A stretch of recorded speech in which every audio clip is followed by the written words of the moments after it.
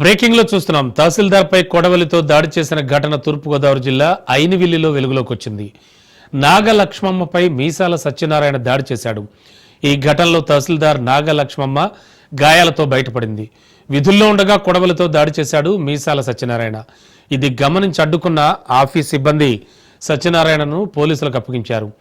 నిందితుడు జోగిరాజు పాలెంకు చెందిన వ్యక్తిగా పోలీసులు గుర్తించారు. కేసు నమోదు చేసిన పోలీసులు విచారణ చేపట్టారు.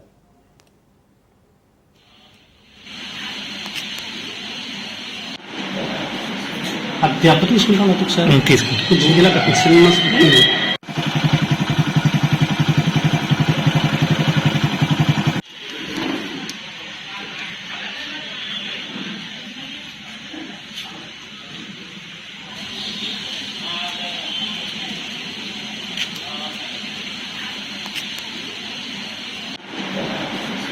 అత్యప్ప తీసుకుంటాం ఒకసారి తీసుకుంటాం జూగిలా కట్టి సినిమా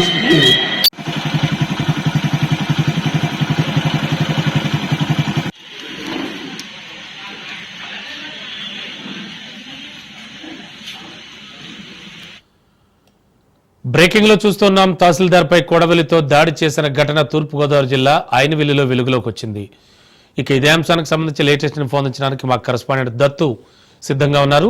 దత్తు, యాక్చువల్ గా జరిగింది ఏమిటి? ఎందుకు కొడవలితో దాడి చేయాల్సి వచ్చింది?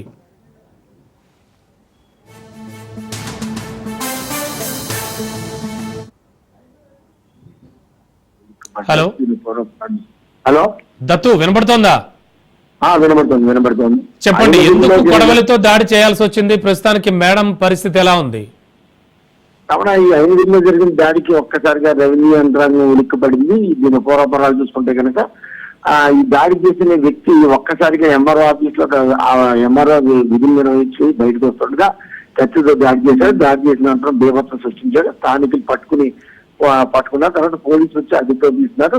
ఎందుకు దాడి చేశారన్న విషయం మీద పోలీసులు మాత్రం కొద్దిసేపు ఎంఆర్ఓ కానీ లేకపోతే రెవెన్యూ మిగతా ఎంప్లాయీస్ కానీ పోలీసులు కానీ ఎవరో మాట్లాడలేదు. కొద్దిసేపు తర్వాత అతనికి మతి స్థిమితం లేదు, తరచుగా విచిత్ర ప్రవర్తిస్తుంటాడు, అందులోనూ మద్యం మత్తులో ఉన్నాడని చెప్పి పోలీసు యంత్రాంగం చెప్పారు. అయితే దాడి చేసిన వ్యక్తికి కత్తి పట్టుకుని ఎంఆర్ఓని పొడవాలని ఎందుకు అనిపించింది, లేకపోతే మద్యం తాగాలని ఈ విషయాల్లో మతి స్థిమితం ఉంది, మిగతా విషయాల్లో మాత్రం మతి స్థిమితం ఎందుకు లేదని చెప్పి కొన్ని రకరకాల ప్రశ్నలు అయితే మాత్రం వేధిస్తా. ప్రస్తుతం అయితే కనుక పోలీసు అదుపులో నిందిస్తున్నాడు. మద్యం మత్తులో ఉన్నాడు, మతి స్థిమితం లేదని చెప్పి పోలీసు యంత్రాంగం చెప్తుంది. అలాగే ఎంఆర్ఓ కూడా అదే విషయం చెప్పడం కూడా జరిగింది అన్నమాట. Okay, thank you Dattu.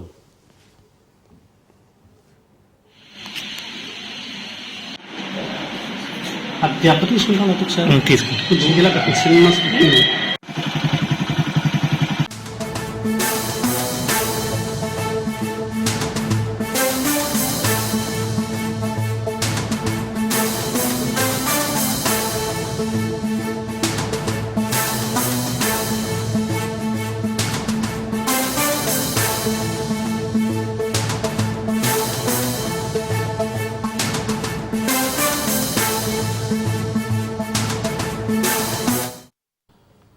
మరో బ్రేకింగ్ చూస్తున్నాం. వైసీపీ నేత మాజీ మంత్రి కాకాణి గోవర్ధన్ రెడ్డి కస్టడీ నేడు 2వ రోజుకు చేరుకుంది.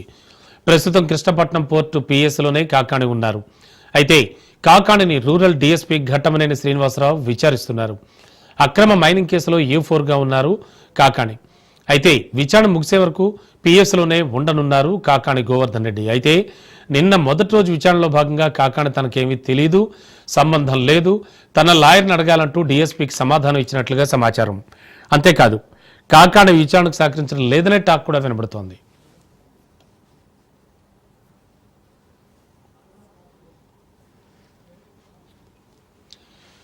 ఇక ఇదే అంశానికి సంబంధించి లేటెస్ట్ ఇన్ఫర్మేషన్ మా కరెస్పాండెంట్ చరిత్ సిద్ధంగా ఉన్నారు. చరిత్, ఏం జరుగుతోంది? పోలీసులకు సహకరించటం లేదు అనేటువంటి వార్త అయితే బయట బాగా వినబడుతోంది. ఏం జరుగుతోంది? ఇంకా ఎన్ని రోజులు విచారిస్తారు? ఏమైనా కొన్ని అంశాలు చెప్పడానికి ఏమైనా ఇష్టపడుతున్నారా ఆయన? Thank you Ramana Babu. ఏదైతే సుమారు 150 కోట్ల రూపాయల క్వాడ్జ్ మైన్ అక్రమ రవాణా, అక్రమ మైనింగ్, అలాగే ఎస్సీ ఎస్టీ అట్రాసిటీ పేలుడు పదార్థాల నిల్వ, ఇలాంటి అనేక కేసులు, పోలీసులపై బెదిరింపు, ఇలా అనేక కేసుల్లో ఉన్నాడు కాకాని గోవర్ధన్ రెడ్డి. ఆరోపణలు ఎదుర్కొన్నారు. ప్రధానమైనటువంటి కేసుల్లో A4 నిందితుడుగా ఉన్నాడు. క్వార్జ్ మైనింగ్ కి సంబంధించి రుస్తుం మైన్స్ లో జరిగినటువంటి అక్రమాలపై కాకాని గోవర్ధన్ రెడ్డిని విచారణకి అయితే మాత్రం కోర్టు పోలీస్ కస్టడీకి ఇచ్చింది. నిన్న కాకాని గోవర్ధన్ రెడ్డి ప్రొసీజర్ అంతా తీసుకొని ప్రొసీజర్ పూర్తి చేసుకుని ఆయన మెడికల్ టెస్ట్ పూర్తి చేసుకుని ఆయన్ని రిమాండ్ కి తీసుకొచ్చి విచారణ అంటే పోలీస్ కస్టడీకి తీసుకురావడానికి చాలా కూడా లేట్ అయినటువంటి పరిస్థితి. నిన్న మధ్యాహ్నం 12:30 నుంచి కృష్ణపట్నం పోర్ట్ పోలీస్ స్టేషన్ లో అత్యంత సెక్యూర్ జోన్ లో ఆయన్ని విచారించారు. ఓన్లీ 2 గంటలు మాత్రమే సాగింది విచారణ. ఈ 2 గంటలు జరిగినటువంటి విచారణలో ఎక్కడా కూడా పోలీసులకి కాకాని గోవర్ధన్ రెడ్డి చాలా ముక్తతోని సమాధానాలు, అంటే రెవెన్యూ అలాగే పోలీస్ సిబ్బంది అడిగినటువంటి, పోలీస్ ఆఫీసర్స్ అడిగినటువంటి ప్రశ్నలు ఏవైతే ఉన్నాయో వీటికి నాకు తెలియదు, గుర్తులేదు, అలాగే మా లాయర్ని అడగండి అనేటటువంటి సమాధానాలే ఆయన చెప్పినట్టు కూడా ముక్తసరి సమాధానాలతో సరిపెట్టినట్టు కూడా మనకి సమాచారం అయితే అనేటువంటి పరిస్థితి ఉందని చెప్పాలి. అయితే ఈ రోజు ఎక్కువసేపు కాకాని గోవర్ధన్ రెడ్డిని విచారించేటటువంటి అవకాశం ఉంది. ఈ విచారణలో ఆయన ఏదైనా సరే, అంటే గతంలో ఏదైతే ఎవిడెన్స్ ఇచ్చారో, గతంలో ఇచ్చినటువంటి నిందితులు ఎవరైతున్నారో వీళ్ళు ఇచ్చినటువంటి వాంగ్మూలాలు, వీళ్ళు ఇచ్చినటువంటి వీడియో రికార్డులు, వీటిని ఎదురు పెట్టి కాకాని గోవర్ధన్ రెడ్డిని పోలీసులు ప్రశ్నించేటటువంటి అవకాశం స్పష్టంగా ఉన్నట్టు కూడా మనకు సమాచారం అయితే అందుతున్నటువంటి పరిస్థితి ఉందని చెప్పాలి. ఈ ఎవిడెన్స్ ఆధారంగా ఆయన కానీ సమాధానం ఏ రకంగా చెప్తారు, లేకపోతే వీటికి కూడా దొబ్బతిరుగా సమాధానం చెప్తారా, ఏదైనా తప్పించుకునేటువంటి ప్రయత్నాల్లో అంటే మాట మారుస్తారా అనేది కూడా కొంత అయితే మాత్రం చర్చ అయితే జరుగుతుందనే చెప్పాలి. ఏది ఏమైనప్పటికీ మాజీ మంత్రి కాకాని గోవర్ధన్ రెడ్డి నిన్న జరిగినటువంటి 2 గంటల విచారణలో అయితే మాత్రం చాలా ముక్తసరి సమాధానంతో నాకు తెలియదు, గుర్తులేదు, మా లాయర్ని అడగండి అనేటటువంటి సమాధానాలే చెప్పినట్టు కూడా మనకైతే మాత్రం సమాచారం అందుతుంది Ramana Babu. Okay, thank you Charith.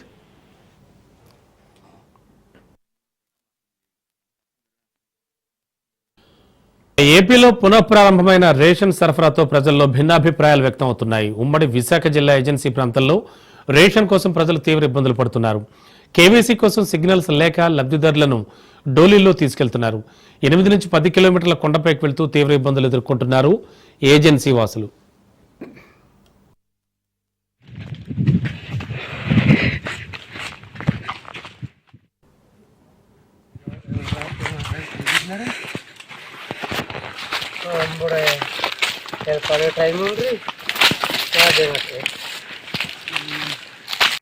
దానికి ఏంటంటే ఇప్పుడు ఈ పేషెంట్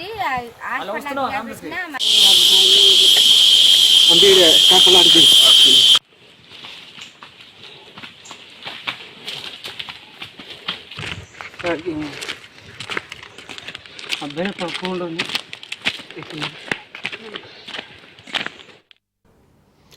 ఇక ఇదే అంశంపై మరింత అదనపు సమాచారం మా విశాఖ కరెస్పాండెంట్ సూర్యప్రకాష్ అందిస్తారు. ఆంధ్రప్రదేశ్ ప్రభుత్వం ఎంతో ప్రతిష్టాత్మకంగా తీసుకొచ్చిన ఈ యొక్క రేషన్ డిపోల్లో అయితే పంపిణీ అయితే జరగడం అయితే జరుగుతుంది. ప్రస్తుతం ఉమ్మడి విశాఖ జిల్లాలో అయితే దాదాపు అన్ని ప్రాంతాల్లో కూడా ఈ యొక్క రేషన్ డిపోల నుండి అయితే నిత్యావసర సరుకులను అయితే సరఫరా చేయడం జరుగుతుంది. రేషన్ కి సంబంధించి అయితే ఎక్కడెక్కడి నుండి అయితే పూర్తిగా వాళ్ళ గృహానికి అప్పట్లో అయితే గత ప్రభుత్వం ఇంటింటికి బండిని పంపించడం అయితే జరిగింది. దాన్ని అంతా పక్కదోవ పట్టి దానికి ఒక స్మగ్లర్స్ గా ఆ యొక్క రాష్ట్ర పౌర శాఖ మంత్రి ఎవరైతే ఉన్నారో ఆయన ప్రస్తావించడంతో స్మగ్లర్స్ అనే ఒక బిరుదు ఇచ్చి వాళ్ళని అయితే పక్కదోవ పట్టించి ఆ యొక్క బల్లుని నిలిపివేసి June 1 నుండి అయితే ఈ యొక్క రేషన్ డిపోల నుండి అయితే పూర్తిగా అయితే వీళ్ళంతా కూడా పంపిణీ చేయడం అయితే జరుగుతుంది. ముఖ్యంగా బియ్యం అయితే పక్కదోవ పడుతున్నాయని చెప్పేసి ఆ యొక్క బియ్యాన్ని అంతా కూడా ప్రజలకు అందించాలనే ఉద్దేశంతో అయితే రాష్ట్ర ప్రభుత్వం అంతా కూడా ఈ యొక్క నిర్ణయం తీసుకుంది. దాదాపు ఇక్కడ ఈ ప్రతి ప్రాంతంలో కూడా ఎక్కడెక్కడ డిపోలు అన్ని కూడా ప్రజలకు దగ్గరలోనే అయితే డిపోలను ఏర్పాటు చేశామనే విషయాన్ని అయితే రాష్ట్ర ప్రభుత్వం అయితే తెలియజేయడం అయితే జరుగుతుంది. రాష్ట్ర ప్రభుత్వం తెలియజేస్తున్న అంతా ఒకటైతే ఉమ్మడి విశాఖ జిల్లాలో ఏజెన్సీ ప్రాంతాల్లో కూడా దాదాపు ఈ యొక్క రైస్ పంపిణీ అనేది నిత్యావసర సరుకుల పంపిణీ అనేది జరుగుతుంది. ముఖ్యంగా ఇక్కడ మనం చూసుకుంటే వీళ్ళు బియ్యంతో పాటు పంచదార, గోధుమలు, జొన్నలు ఇలా రకరకాలు అంటే స్థానికంగా ఎవరు ఏదైతే ఎక్కువగా తీసుకుంటారో దానికి సంబంధించి అన్ని కూడా అందుబాటులో తీసుకొచ్చి నిత్యావసర సరుకులను అందించడం అయితే జరుగుతుంది. దీనికి కూడా ఒక సమయాన్ని కేటాయించుకొని ఉదయం నుండి మధ్యాహ్నం 12 వరకు అలానే సాయంత్రం 4 నుండి 8 గంటల వరకు కూడా ఈ యొక్క రేషన్ పంపిణీ చేయడం అయితే తీసుకోవడం అయితే జరుగుతుంది. కానీ కొన్ని ప్రాంతాల్లో కూడా ఇది పక్కదోవ పట్టడం అయితే జరుగుతుందనే విషయాన్ని కూడా ప్రస్తావించడం అయితే జరుగుతుంది. గత 3 రోజుల క్రితం అయితే చూసాము. ఏ రోజు అయితే ప్రారంభించారో ఆ రోజు రాత్రి అయితే బియ్యాన్ని అయితే పీడిఎస్ బియ్యాన్ని అయితే అక్రమంగా పక్కతో పట్టించారని అయితే స్థానికంగా అయితే చాలా ఆరోపణలు వచ్చాయి. 4th టౌన్ పోలీస్ స్టేషన్ పరిధిలో కూడా దానికి సంబంధించి కేసు నమోదు చేయడం, వాళ్ళపైన ఎఫ్ఐఆర్ ను కూడా ఫైల్ చేయడం అయితే జరిగింది. ఇదంతా ఒక ఎత్తు అయితే ఇంటింటికి రేషన్ బియ్యాన్ని తీసుకురావడం అయితే అదే ఒక బాగుండేది అని చెప్పేసి అయితే కొంతమంది వాళ్ళ యొక్క అభిప్రాయాన్ని కూడా తెలియజేస్తున్నారు.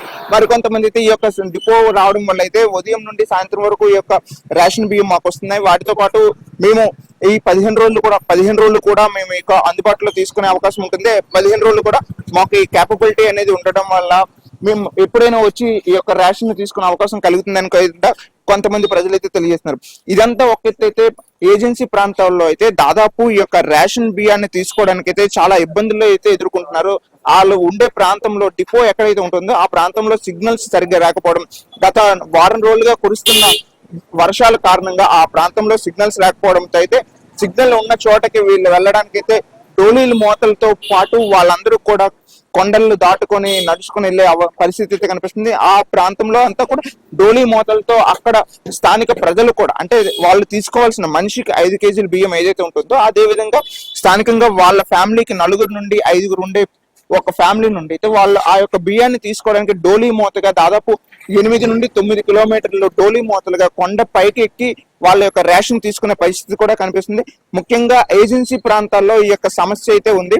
కానీ దీన్ని అధిగమించడానికి అయితే స్థానికంగా ఉన్న జిల్లా యంత్రాంగం అయితే పూర్తి స్థాయిలో ఏర్పాట్లు చేసి దీనికి బయోమెట్రిక్ సిస్టమ్ తో పాటు వాళ్ళని కూడా ఈ యొక్క జనరలైజ్ చేసి వాళ్ళకి ఇవ్వడానికి అయితే ప్రయత్నం చేయడానికి అయితే స్థానికంగా ఉన్న అధికారులు అయితే ప్రయత్నం చేస్తున్నారు. ఇంత ప్రయత్నం చేస్తున్నా కూడా బియ్యం అనేది కొంచెం పక్కదో పడుతుంది. దానిపైన అధికారులు ఎంతైనా చర్యలు తీసుకోవాల్సిన అవసరం అయితే ఉంటుంది. ప్రస్తుతం ఈ యొక్క ప్రాంతం మొత్తం కూడా ఏజెన్సీ ప్రాంతంలో వాళ్ళందరూ కూడా ఈ యొక్క బియ్యం తీసుకోవడానికి అయితే చాలా ఇబ్బందులు అయితే ఎదుర్కోవడం అయితే జరుగుతుంది. దానికి సంబంధించి ఎక్కడికక్కడ ఏజెన్సీ ప్రాంతాల్లో అన్ని ఏర్పాట్లు చేయడానికి అయితే ప్రభుత్వం అయితే ముందుకు వస్తుంది. అదే విధంగా విశాఖ నగరంలో అయితే చాలా చోట్ల అయితే ఈ యొక్క డిపోలు ఏర్పాటు చేయడంతో స్థానికంగా ప్రజలు స్వచ్ఛందంగా వాళ్ళకు స్వేచ్ఛగా ఉండే విధంగా సమయానుసారంగా వాళ్ళు రావడం తీసుకోవడం జరుగుతుంది.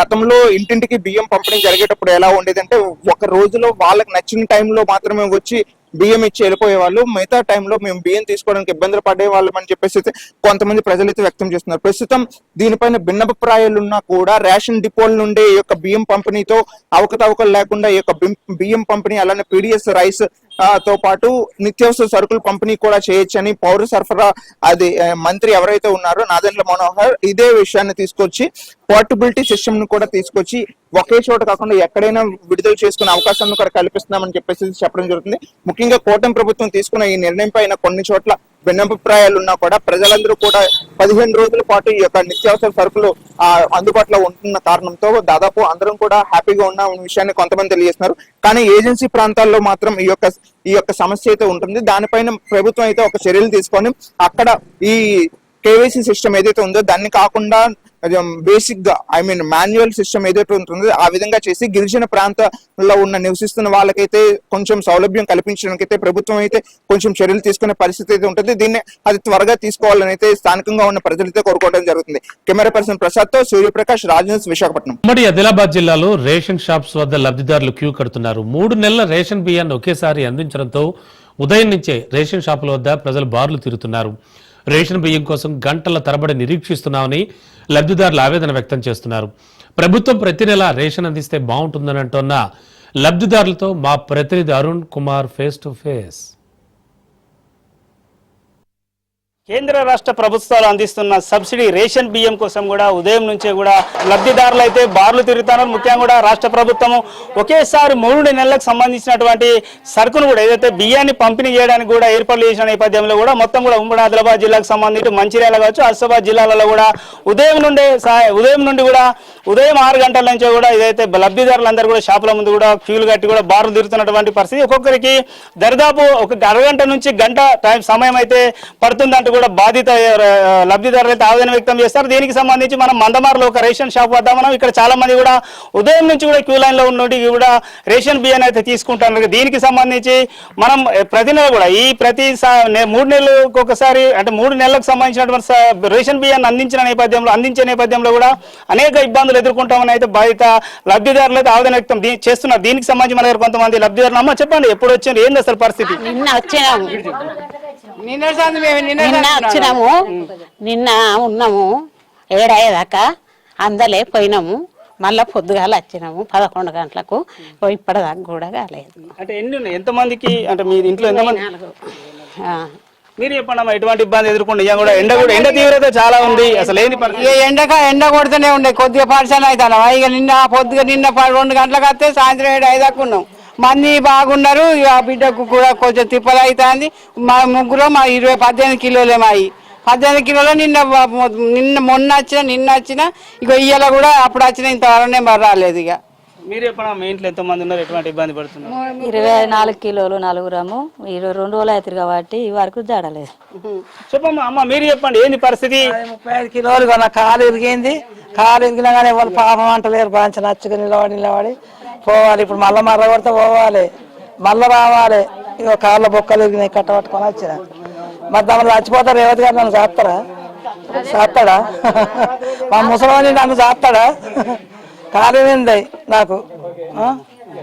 మీరు చెప్పండి, ఎటువంటి ఇబ్బంది ఎదుర్కొంటే అసలు ఏంది ప్రభుత్వం నిజంగా కూడా ఒకేసారి 3 నెలలకు సంబంధించిన రేషన్ ఇవ్వడం ద్వారా ఇబ్బంది పడుతున్నారా? ఎట్లా అనిపిస్తా ఉంది? సార్ బాగా కష్టం అవుతుంది సార్. పొద్దున్న 6 గంటలకు వచ్చే నాకు బీపీ ఉన్నది, షుగర్ ఉన్నది సార్. ఇప్పటి వరకు భోజనం లేదు, నోట్లో నీళ్లు లేవు సార్. 5గురం మేము 30 కిలోల బియ్యం మాయి. అంటే ప్రభుత్వం ఏంటంటే లబ్ధిదారులకు మంచి జరగాలని 3 నెలలు ముందే అందిస్తా ఉన్నామని అయితే ప్రభుత్వం చెప్తా ఉంది. మరి మీకు ఎట్లా అనిపిస్తుంది? ఉదయం కష్టం అవుతుంది సార్, బాగా కష్టం అవుతుంది. ఇట్లా సంబంధించి మన దగ్గర ఏదైతే రేషన్ డీలర్ ఉన్నారు, నిజంగా వాళ్ళు పడుతున్నటువంటి ఇబ్బందులు ఏంది, ఎటువంటి ఇబ్బందులను ఫేస్ చేస్తున్నారో విషయాలు తెలుసుకునే ప్రయత్నం చేద్దాం. చెప్పండమ్మా, అసలు చెప్పండి డీలర్ గారు, ఎట్లా ఉంది పరిస్థితి, ఎట్లా ఉంది? ఉదయం నుంచి కూడా బాగా మంది వస్తున్నారు అంటున్నారు, వాళ్ళకు కూడా ఇబ్బంది అవుతుంది. అసలు మీకు ఎట్లా ఇబ్బంది తలెత్తుంది?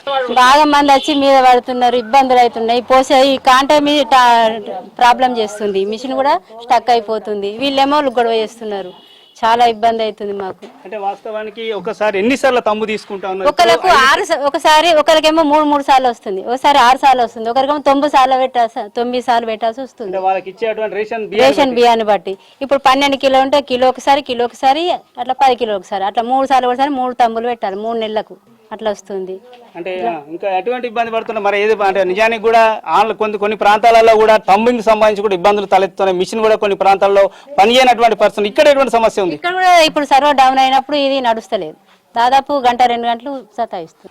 రైట్, ఇదైతే నిజంగా బాధిత లబ్ధిదారులతో పాటు అదే విధంగా కూడా ముఖ్యంగా ఏదైతే డీలర్లు కూడా తెలుపుతున్నటువంటి పరిస్థితి, చాలా ఇబ్బందులు తలెత్తుతున్నాయి. కొన్ని సందర్భాలలో కూడా ఏదైతే తంబింగ్ సంబంధించినటువంటి మిషన్ కూడా పనిచేయడం లేదంటారు. ఇక బాధితులేమో ఉదయం, ఏదైతే లబ్ధిదారులేమో ఉదయం 6 నుంచే లైన్లలో ఉండవలసి వస్తుంది. ఎండ తీవ్రతకు తీవ్ర ఇబ్బందులు ఎదుర్కొంటున్నాం.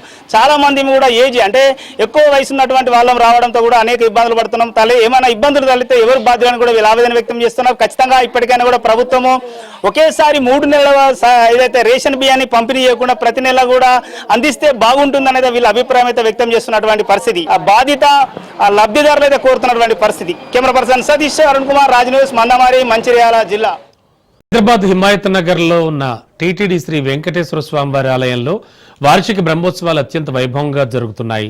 ఈ బ్రహ్మోత్సవాల్లో ప్రధాన ఘట్టమైన గరుడ వాహన సేవ అత్యంత నేత్రపర్వంగా సాగింది. వాహన సేవకు టీటీడీ పాలక మండలి చైర్మన్ బిఆర్ నాయుడు దంపతులు హాజరయ్యారు. శ్రీవారి ఆలయానికి విచ్చేసిన చైర్మన్ దంపతులకు ఆలయ అర్చకులు ఏఈఓ రమేష్ పూర్ణకుంభంతో స్వాగతం పలికి ప్రత్యేక దర్శన ఏర్పాట్లు చేశారు. దర్శనానంతరం చైర్మన్ దంపతులకు స్వామివారి పట్టు వస్త్రాలు కప్పి ఆశీర్వచనం చేసి తీర్థ ప్రసాదాలు అందజేశారు. అనంతరం గరుడ వాహన సేవలో చైర్మన్ దంపతులు పాల్గొన్నారు. బ్రహ్మోత్సవాల సందర్భంగా వివిధ కళాకారుల ప్రదర్శనలను భక్తులను విశేషంగా ఆకట్టుకున్నాయి. ఇక ఇవాళ రాత్రి ధ్వజావరోహణంతో బ్రహ్మోత్సవాలు ముగుస్తాయి.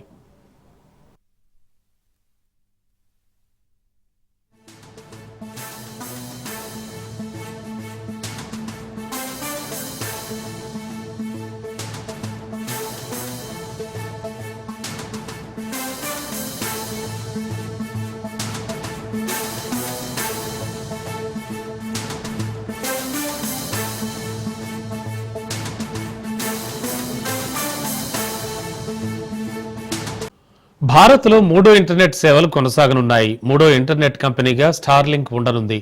స్టార్లింక్ సేవలకు భారత టెలికాం శాఖ లైసెన్స్ జారీ చేసింది. ఇకపై భారత్లో ఎలోన్ మస్క్ స్టార్లింక్ సేవలు అందుబాటులో ఉండనున్నాయి. దీంతో దేశంలోనే 3వ ఇంటర్నెట్ కంపెనీగా స్టార్లింక్ ఉండనుంది. ఈ లైసెన్స్ అందుకున్న 3వ సంస్థగా స్టార్లింక్ ఉంది.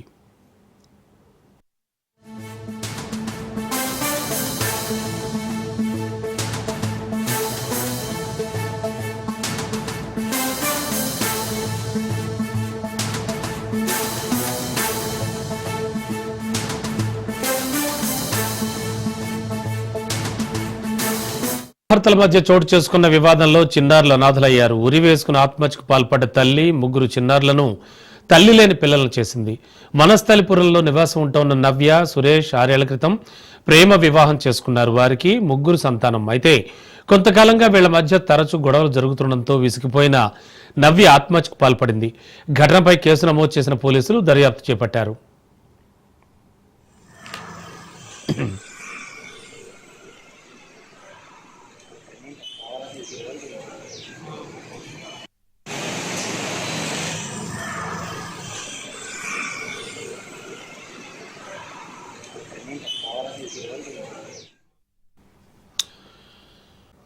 బంగ్లాదేశ్లో రాజకీయ అనిశ్చిత పరిస్థితుల నడుమ వచ్చేడాది ఏప్రిల్లో దేశవ్యాప్తంగా సాధారణ ఎన్నికలు నిర్వహించనున్నట్లు ఆ దేశ తాత్కాలిక నాయకుడు మహమ్మద్ యూనస్ ప్రకటించారు. అక్కడ దేశీయ, అంతర్జాతీయ స్థాయిలో పెరుగుతున్న రాజకీయ పరిస్థితుల నేపథ్యంలో ఆయన ఎన్నికల ప్రకటన చేశారు. గత సంవత్సరం బంగ్లాదేశ్ ప్రధాని పదవి నుంచి షేక్ హసీనా తొలగించబడిన అనంతరం దేశంలో తీవ్ర రాజకీయ అస్థిరత నెలకొంది. అప్పటి నుంచి ఆమె పరారీలో ఉన్నారు. ఈ పరిణామాల మధ్య ఎన్నికలు నిర్వహించడానికి పునాది వేయడమే యూనస్ లక్ష్యంగా ఉన్నట్లు తెలుస్తోంది. ఈ నేపథ్యంలో ఏప్రిల్ 2026లో ఎన్నికలు జరగబోతున్నట్లు ఆయన చెప్పుకొచ్చారు. আজ দেশবাসীর কাছে ঘোষণা করছি যে আগামী জাতীয় নির্বাচন 2026 সালের এপ্রিলের প্রথমার্ধের যে কোনো একটি দিনে অনুষ্ঠিত হবে। এই ঘোষণার ভিত্তিতে নির্বাচন কমিশন উপযুক্ত সময়ে আপনাদের কাছে নির্বাচনের বিস্তারিত রোডম্যাপ প্রদান করবে। আমরা এমন নির্বাচন চাই যা দেখে অভ্যুত্থানের শহীদদের আত্মা তৃপ্তি পাবে, তাদের আত্মা শান্তি পাবে। আমরা চাই আগামী নির্বাচনে সবচেয়ে বেশি ভোটার, সবচেয়ে বেশি প্রার্থী ও দল অংশ নেক। এটা সবচেয়ে অবাধ, সুষ্ঠু ও নিরপেক্ষ নির্বাচন হিসেবে জাতির কাছে স্মরণীয় হয়ে থাকুক। 1.5 যুগ পরে দেশে সত্যিকারের একটি